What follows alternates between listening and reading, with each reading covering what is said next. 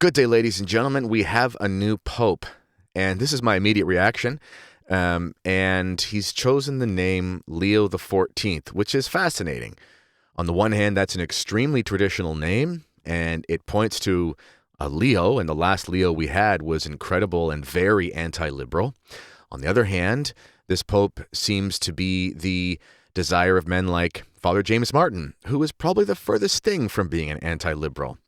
No one really knows what to expect, and we're going to discuss how we ought to go forward.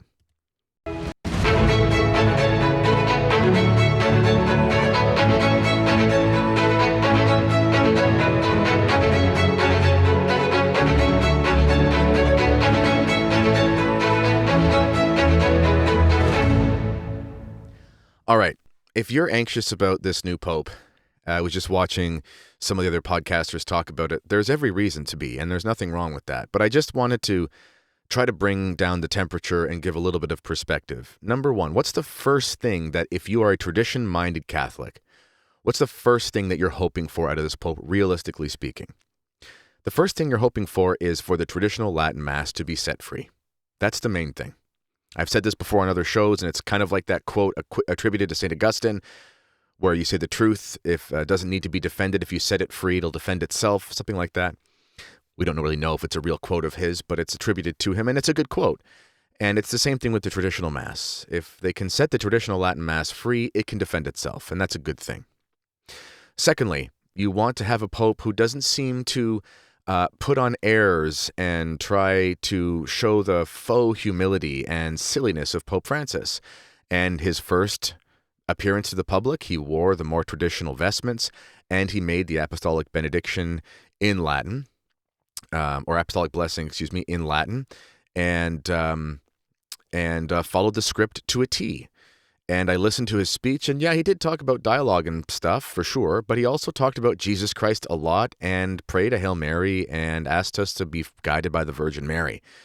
There wasn't any talk of, it didn't seem to me to be talk in the same way Pope Francis did, to the same degree, who knows? But quite frankly, first impressions, he did not reject the traditions that the popes have done for centuries, and he gave the blessing in Latin. That's a good sign.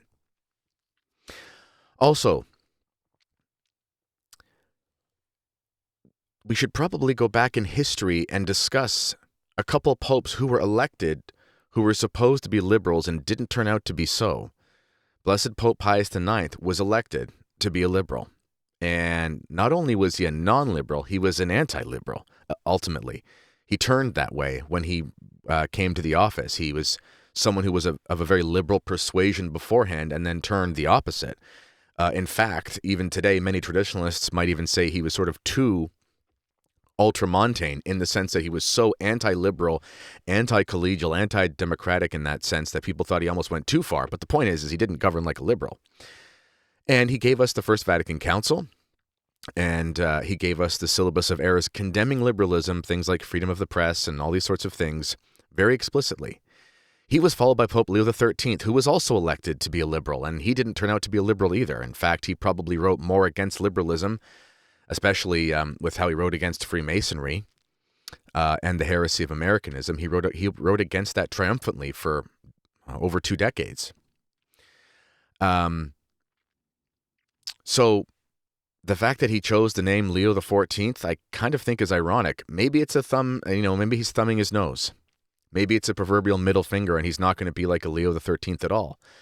Maybe when he was selected, maybe throughout that process, he realized the gravity and the grandeur of the occasion, and maybe he's choosing that he wants to actually try to follow in Leo XIV's footsteps. We don't know. What we realistically hope for is we hope for the traditional Latin Mass to be set free. And all we know so far is that he came out in the traditional garb and he did the traditional prayers. That's a good thing. That's an objectively good thing. If we go back to what we could reasonably expect, there was no way that we were going to get a legitimate traditionalist pope. This is one thing I was saying to people beforehand. The Cardinal Sarahs, the Cardinal Burkes, these men are not traditionalists. These men are Benedict XVI's. They are hermeneutic of continuity guys. Of course, they would be better than an outright liberal, But at the same time, they would not offer a lasting solution, and they would still try to enforce the idea that we all need to Vatican II harder. That's a fact. And that's just never going to work. Of course, they would say reform of the reform and mutual enrichment, all these things, but that's not a solution in the long term. It's a pipe dream. This man seems historically like he's been very much in line with the mentality of Francis. Francis was an enigma, wasn't he? On the one hand, he was very hard on the traditional Latin Mass. On the other hand, Pope Francis was the most congenial, or let's say amenable to tradition in another sense, because he did so much to extend the jurisdiction and possibilities of the Society of St. Pius X more than his two predecessors. Who knows what's going to happen with this Pope?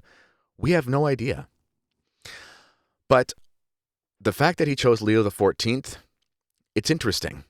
It's either a thumbing the nose, or there's a reason for it. You know, they choose their names because of who they look to with admiration. And something you have to understand as well is that this man has spent a long time in Latin America. And in Latin America, even though he is American, but in Latin America, there is this very anti-American spirit. Now, I know that people might think that's unfortunate, and it is. But there's a flip side to this. You see, the North American, and specifically America, Quebec, Canada's is a mix, because we do have this strong European history in Quebec that was palpable for so many centuries. So it's a kind of a mix here, but it's very similar to the States in some ways. But in any event, the lifestyle of the materialism, the consumerism of America is extraordinary. I have to just say this, no offense to my friends, but it is something you notice when you're there. You go, wow, this place is really kind of all about money. And it just is. And the lifestyle is very go, go, go. The quality of life is very stressed compared to places like Europe and Latin America. The GDP is higher, that's for sure, but so is other problems as well. And the style of life that one is expected to live is very non-Catholic historically. It's not a balanced life. And why am I saying this? Because Pope Leo XIII spoke about and condemned the heresy of Americanism. And what was this heresy? It didn't mean it was a heresy to be American.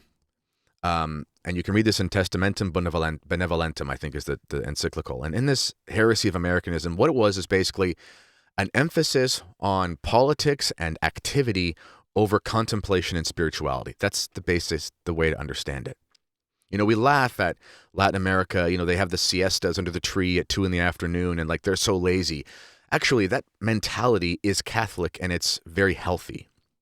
And this man, coming from an American background, going to Latin America and taking the name Leo, he may very well just have taken the name because he liked it. But my gut tells me that there's a reason for it. I think, there's two sides to this Pope Francis, the Bergoglian Latin American mentality. On the one hand, there's this dabbling in something like a liberation theology. On the other hand, there is a rejection of the consumerism and materialist spirit of the age, which really is unhealthy. And who knows why he chose that name, but if he chose it to follow in Pope Leo's footsteps as an anti-liberal, praise God. If he chose it to follow in Pope Leo's footsteps as someone who condemned the mentality of North American values over the traditional values of Christendom, there's also a positive in there, hopefully. So that's all we know. I can't talk for much longer about it because we don't know much more. But before I go, I would like to extend an invitation.